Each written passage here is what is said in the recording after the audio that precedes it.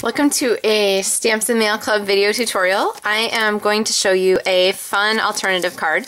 This one uses a window sheet piece as the card base, and then the Moonlight Designer Series paper as the card accent. So what I did was start off with a pad of Moonlight paper from page 185 in the new Stampin' Up! Catalog, and these papers are sized to 4.5 inches by 6.5 inches.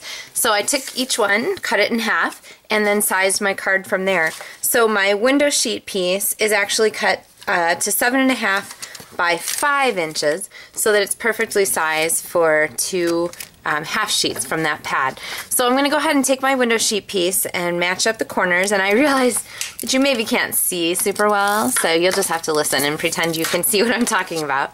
But I've used my bone folder to fold my window sheet in half, and then I'm going to go ahead and take my adhesive here and put my two pieces of Designer Series paper on the sheet. And you'll want to be really careful when you do this because the adhesive grabs almost instantly and it's really hard to move it. Now, one of the tricks with window sheets is that you can see your adhesive on the inside. So that's why we need two pieces, because we want to cover that up. And again, be very careful because you don't get to reposition. Once that snail grabs, it's stuck.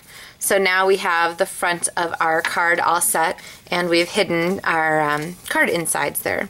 Alright, so the next thing we're going to do is work on our card front. I have a piece of Whisper White cardstock here that's been cut with the largest circle punch, and I'm going to pull out my Work of Art stamp set, which is hands down my absolute favorite and top selling stamp set so far from the new catalog. So if you don't have it yet, oh my goodness gracious, you need to add it to your wish list and get it ordered right away. So this one's wood mount. The clear mount stamp set comes with the Stamps in the Mail Club kit, or you could upgrade and pay just a little more to get wood mount. But I'm going to show you a technique called stamping off. This is the Lost Lagoon ink pad, and it's one of the new in colors. So I'm going to ink here with my pad, and then I'm just going to stamp down the page. You see how as you stamp without re-inking, you get lighter and lighter. This is stamping off, and it's a great way to extend your ink pads to get, well, here, like up to 4 different colors from the same ink pad. So what I'm going to do, I want a lighter background, so I'm going to stamp off once on my scratch paper, and then go ahead and stamp here on my project. So I have sort of a light Lost Lagoon piece. I'll get that one cleaned off. The next piece I'm going to use is this chevron, which is super trendy, and you know what, I'm going to put this underneath so I don't get ink all over my mat, and I'm going to give us a nice big chevron there, full strength ink, so I didn't stamp off for that one. And then I'm going to use my new black Memento pad, Tuxedo Black. It's gorgeous. It will be available in late June or early July, unless you're a demonstrator, in which case you can get it now. But I'm going to go ahead and stamp my U from this stamp set.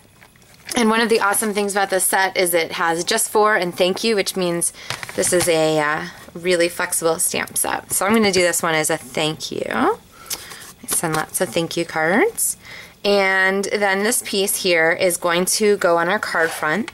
And to balance it just a little bit, I'm actually going to trim off some edge piece here. And where's my scissors?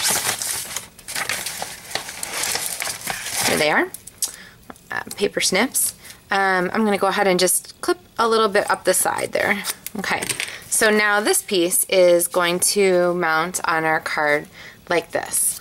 Alright, before we do that though, we need a banner, so I'm going to take my piece of Blackberry Bliss, favorite new in color, love this one, just such a rich purple. I'm not a purple person, you might notice from reading my blog I don't do a ton of purple, but I am absolutely a convert now, so. And then I think these come just a little too matchy at the end, so I'm going to trim some of that off so that it doesn't match quite so tightly. And layer this here so that we have our double banner. And I didn't put it right in the middle. It's kind of a rule of thirds thing. Sometimes you can put stuff in the middle. Sometimes it's just more pleasant to move it over. Ah, I got adhesive on my window sheet. Good thing it wipes off. Alright. So I'm going to stick down my banners and then grab some Stampin' Dimensionals here to put down our circle panel. And if you are doing this as a Stamps and Mail Club kit, all these pieces will be included for you, everything pre-cut and pre-punched and so forth, including this fun little flower accent and the, I know I saw them, there we go, the rhinestones that were included here. So I'm going to pop a little rhinestone in the center, and then this is a really small flower, so I'm actually going to cut a fragment of a Poppy Uppy Stampin' Dimensional. There's Stampin' Dimensionals. And then I'm going to bend my flower petals just a teeny bit to give us some extra dimension there, and then pop that baby there in the corner. So there's the front of our card, but you might notice that it's pretty hard to write on this baby. So also I have 2 pieces of Whisper White cardstock, and they are sized to fit right inside.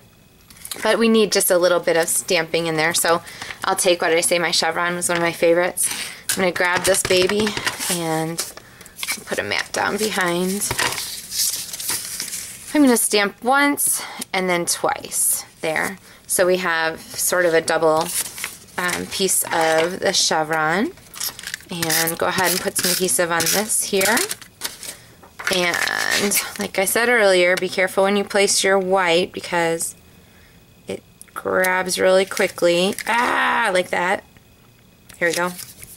Okay, and then on the back, so that we can cover up our adhesive, I'm going to stamp this, which is of course my Circle Photopolymer stamp. You can get one that says hand stamped by you, well, your name, not you, but I'm going to go ahead and take this and just stamp it one time here. These are custom and you can order them on my website. Isn't that fun? So that's me, Stampin' Up Demonstrator. And one last little smooch of adhesive, and I will go ahead and lay this on the back of my card like so.